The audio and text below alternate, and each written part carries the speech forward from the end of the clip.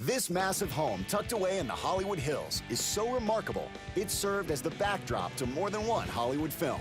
But this Tinseltown castle wasn't always ready for its close-up. This time capsule was a neglected old mansion until Lenny Fenton got a hold of it.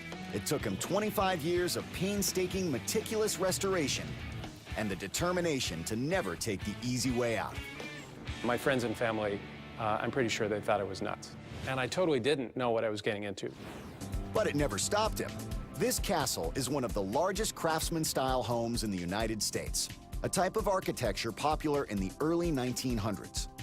Built in 1913, this massive home had not been renovated or maintained much until Lenny got a hold of it a quarter century ago. He was a young advertising whiz and looking for a fixer-upper.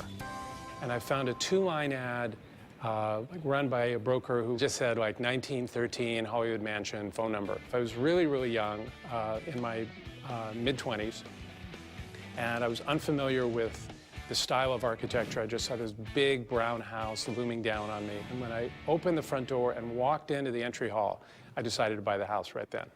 The house sits on 2 acres of wooded land, hidden in the hills just above Hollywood in Los Angeles, California.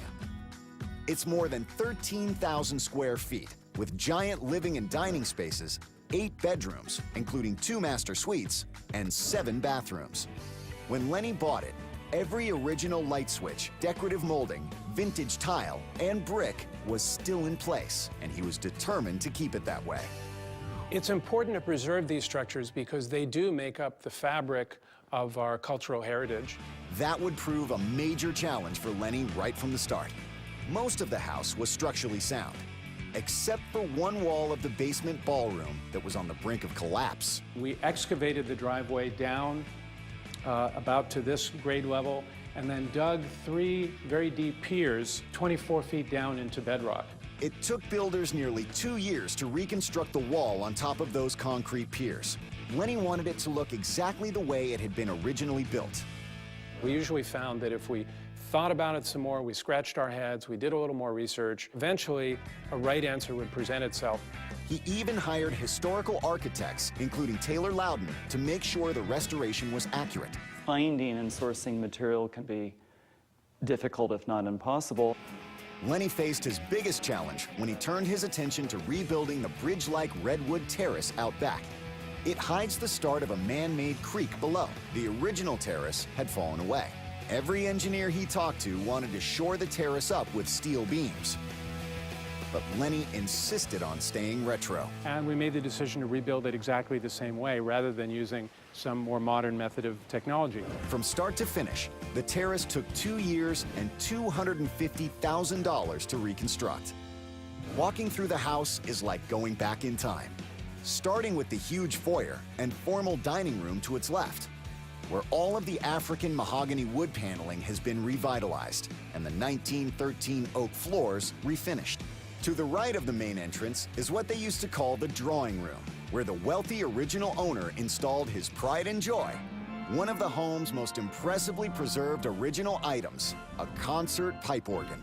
When I saw this, I was just kind of overwhelmed and I couldn't absorb it. It's mind-blowingly complex. 2 different basement rooms house the giant green air blower and electric switching components that run the organ. At the time this organ was built, complex organs were the most sophisticated and most elaborate electric devices that were produced in the world. Sort of like building a supercomputer in your basement if you were a rich and powerful person today.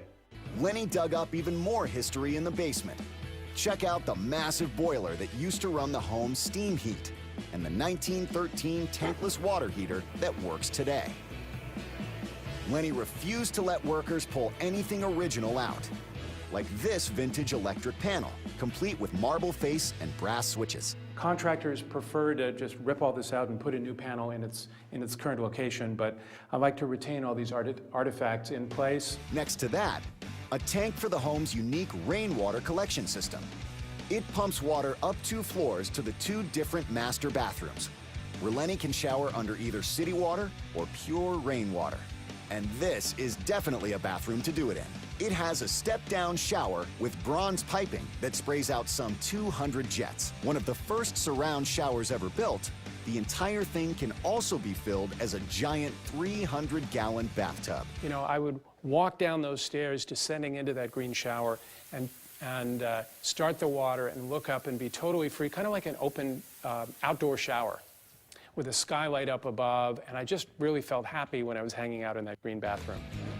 The emerald bathroom leads to a sitting room and then into the master bedroom, rounded out by enormous his and hers dressing rooms on the far side.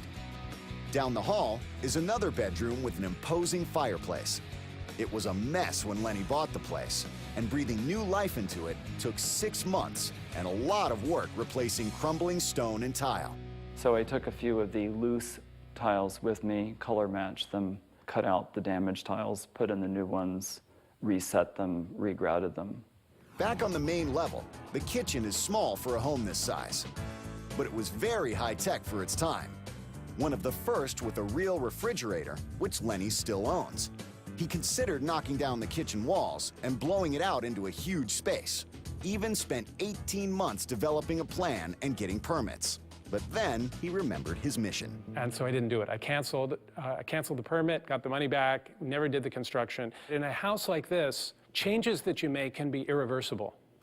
That singular vision has made this Craftsman time machine ready for its close-up. It's so authentic, it's become a favorite for Hollywood producers to cast as a movie set.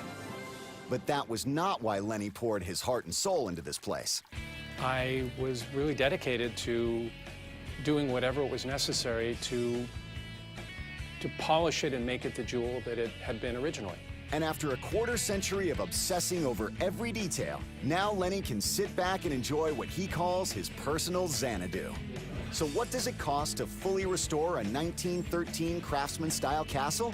The price of authenticity when we come back.